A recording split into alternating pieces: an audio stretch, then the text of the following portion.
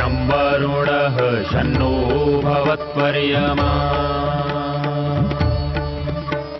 शन्न इन्द्रो बृहस्पतिः शन्नो विष्णुरुक्रमः ॐ शान्ति शान्ति शान्तिः।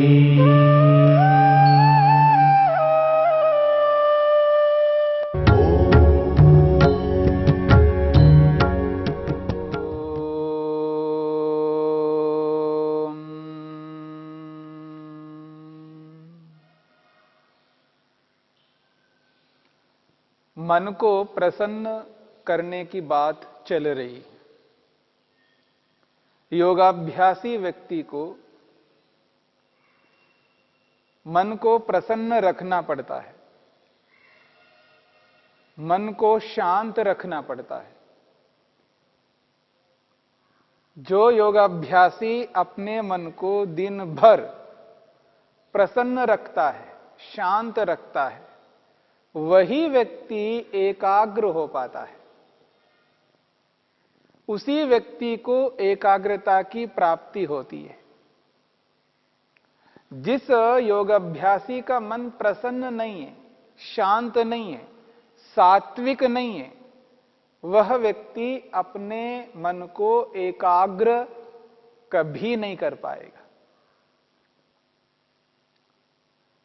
और मन को एकाग्र करने के लिए जिस प्रसन्नता की आवश्यकता है, वह प्रसन्नता अपने आप नहीं आ सकती है। कोई चाहे कि मैं अपने मन को प्रसन्न रखूं और वो प्रसन्न रख ले, ये संभव नहीं है।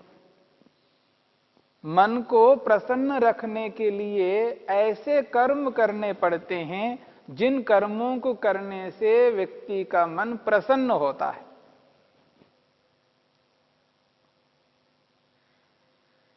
और कैसे कर्म करना चाहिए जिन कर्मों को करने से मन प्रसन्न होता है, उसके लिए महर्षि पतंजलि ने 4 प्रकार के व्यवहार बताए हैं। योगाभ्यासी व्यक्ति को 4 प्रकार के व्यवहार करने होंगे जिससे मन प्रसन्न होता है। और दुनिया भर के मनुष्यों को 4 विभागों में बांट दिया है। संसार भर में जितने भी व्यक्ति सुखी हैं, जिनको हम कहते हैं ये सुखी है, अथवा सुख के साधनों से संपन्न है, ओतप्रोत है, सुख के साधनों से वो युक्त है, उसके पास सुख के साधन विपुल मात्रा में विद्यमान है। वो किसी भी देश का हो सकता है, किसी भी कोने में रहने वाला हो सकता है, जिसको हमने कभी देखा नहीं, देख नहीं सकते। ऐसे संसार भर के सुखी व्यक्तियों के प्रति मित्रता का भाव उत्पन्न करना है। मन में ऐसा कर्म करना है जिससे उन सबको मित्र बना लिया जाए। मैत्री। और उन सुखी लोगों के प्रति जब हमारी मित्रता हो जाती है मन से, और उसका परिणाम यह निकलता है व्यक्ति प्रसन्न रहता है। जब सारे सुखी व्यक्ति मेरे मित्र हों, तब मेरे को प्रसन्नता मिलेगी। उन सुखी व्यक्तियों को मित्र बना लिया है, अब मुझे परेशानी नहीं होगी। मुझे परेशानी तब होगी जब मैं उसको शत्रु मानूं,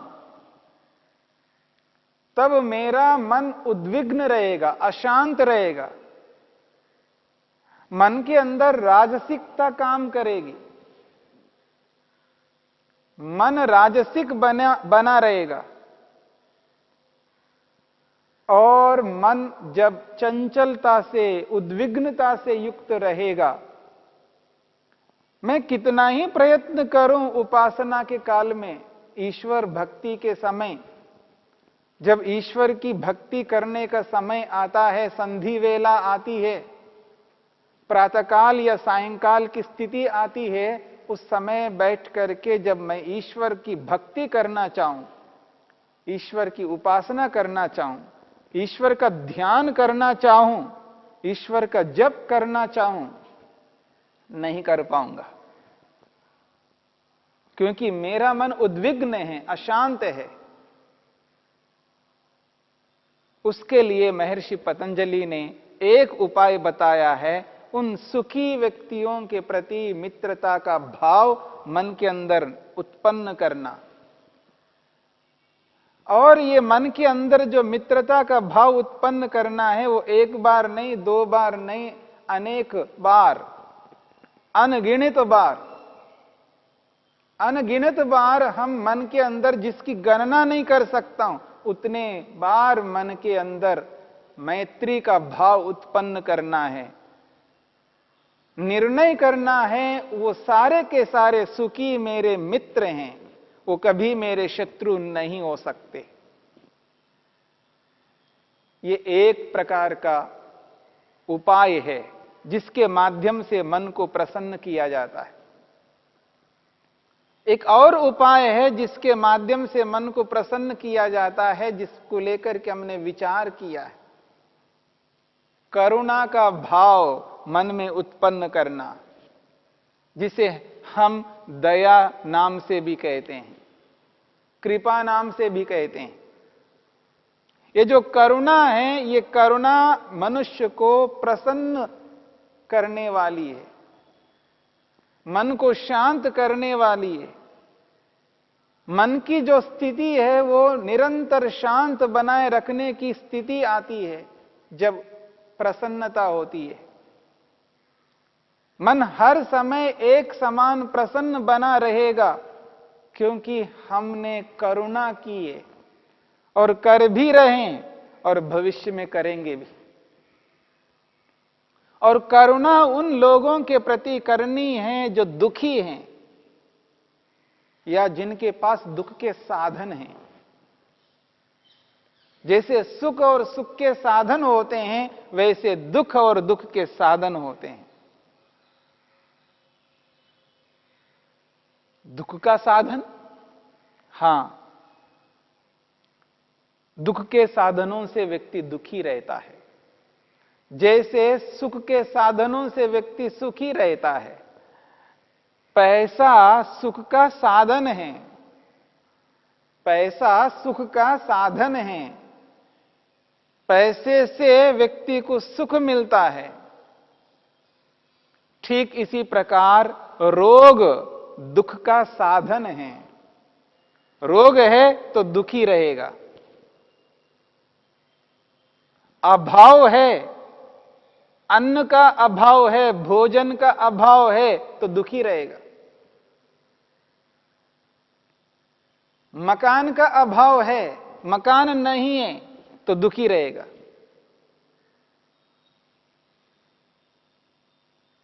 पीड़ित करने वाला व्यक्ति उसके सामने है तो दुखी रहेगा। तो बहुत सारे ऐसे साधन हैं जिनसे व्यक्ति को दुख मिलता है, और वो साधन उसके समक्ष हैं तो वो दुखी रहेगा। तो दुखी व्यक्तियों के प्रति करुणा करना और मित्रता करना, करुणा करना, ये सब मन से करना है। इस बात को सदा ध्यान रखना है। कर्म का प्रारंभ मन से होता है, इसलिए मन में मैत्री बनाए रखना, मन में मित्रता बनाए रखना, ऐसे ही मन में करुणा बनाए रखनी है। उन समस्त दुखियों के प्रति करुणा का भाव मन में निरंतर उत्पन्न होता रहना चाहिए। वो भाव जब तक मन में है, तब तक हम प्रसन्न रहेंगे। दुखी व्यक्ति के दुख को दूर करने की जो भावना है, उस भावना से मन प्रसन्न रहता है, शांत रहता है, उद्विग्न नहीं होता है। मन को प्रसन्न करने का एक अमोघ उपाय है करुणा। भूखे को जब भोजन दिया जाता है तो उसके दुख को दूर किया जाता है, उस व्यक्ति के दुख को हटाते हैं, उसकी भूख को मिटाते हैं, तो बड़ी प्रसन्नता मिलती है, बड़ी शांति मिलती है, मन बड़ा सात्विक रहता है। शरीर से किया है, शरीर से नहीं कर पाते हैं, वाणी से कह करके कर सकते हैं। जब वाणी से भी नहीं हो पाएगा तो मन से हो पाएगा, क्योंकि सबके प्रति हम उत्तरदायित्व शरीर से नहीं ले पाते हैं, सबके प्रति उत्तरदायित्व वाणी से नहीं ले पाते हैं, सामर्थ्य नहीं है। इसलिए मन से जब उन सबके प्रति करुणा करते हैं जो दुखी है या जिनके पास दुख के साधन हैं, उन सभी दुखियों के प्रति जब मन के अंदर करुणा को उत्पन्न करते हैं और ऐसी भावना से उत्पन्न करते हैं जैसी भावना अपने निकट के निकट लोगों के प्रति होती है, उस पवित्र भावना से, उस आत्मीय भावना से उन दुखी व्यक्तियों के प्रति जब हम करुणा करते हैं मन से, तो मन प्रसन्न रहता है।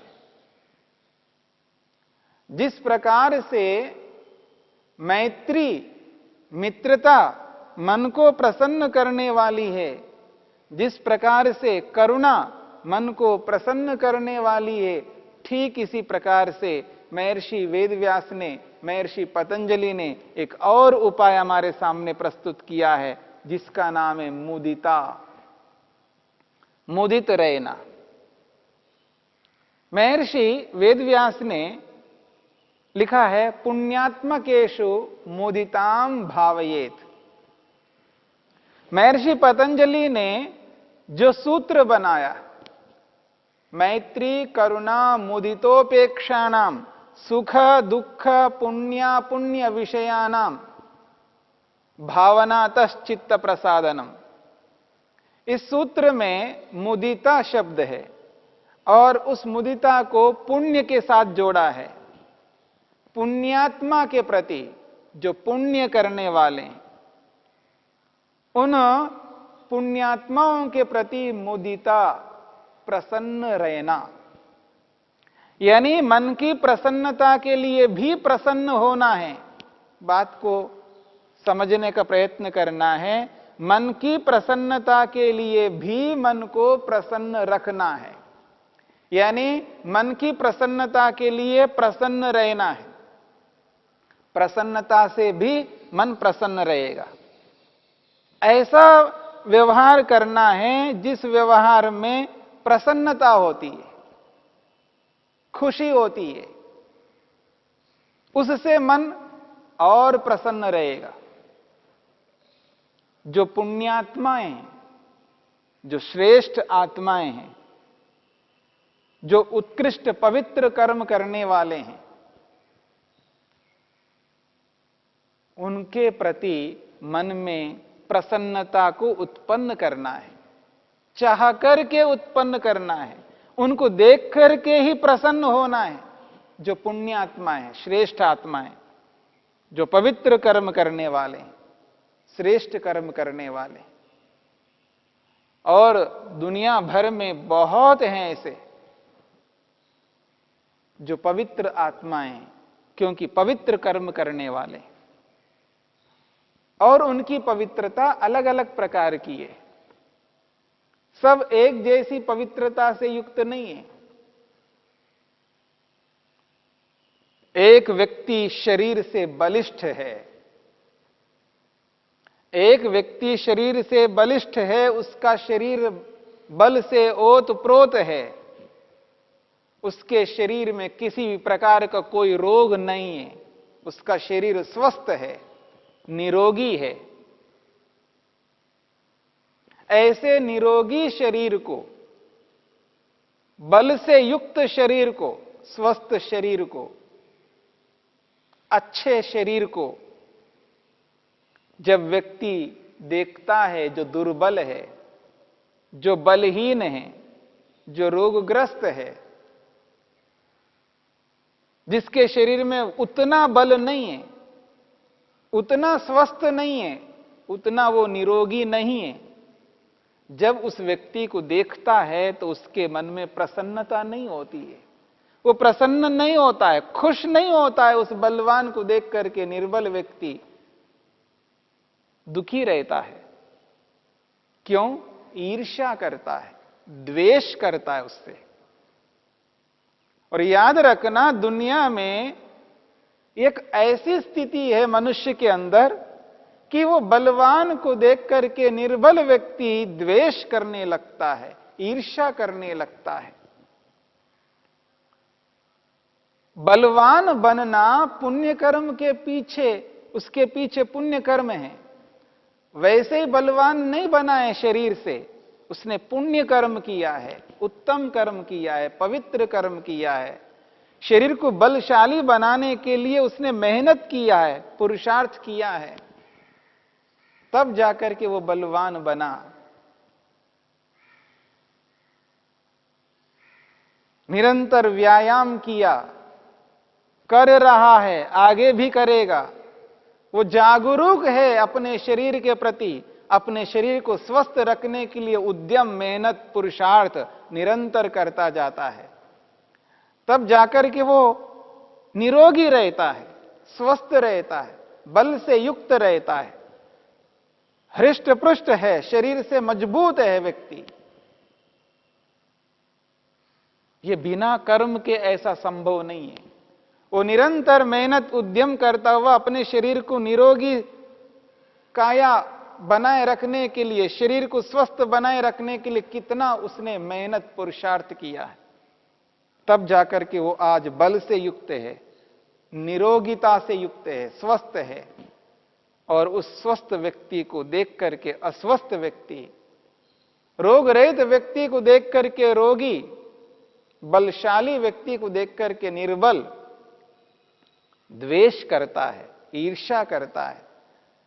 उसको देखने मात्र से ही व्यक्ति के अंदर एक ऐसा उफान आ जाता है, ऐसे एक उबाल आ जाता है मन के अंदर। उसका मन उद्विग्न होता है, सहन नहीं कर पाता है उसके बल को देख करके, उसकी निरोगिता को, उसके स्वस्थ को देख करके सहन नहीं कर पाता है। इसलिए व्यक्ति ईर्ष्या करता है, द्वेष करता है, और उसको देख करके मन के अंदर खिन्नता रहती है, अप्रसन्नता रहती है। और ऐसा व्यक्ति किस प्रकार अपने मन को ईश्वर में एकाग्र कर पाएगा? नहीं कर सकता। इसलिए मन को प्रसन्न रखना होता है।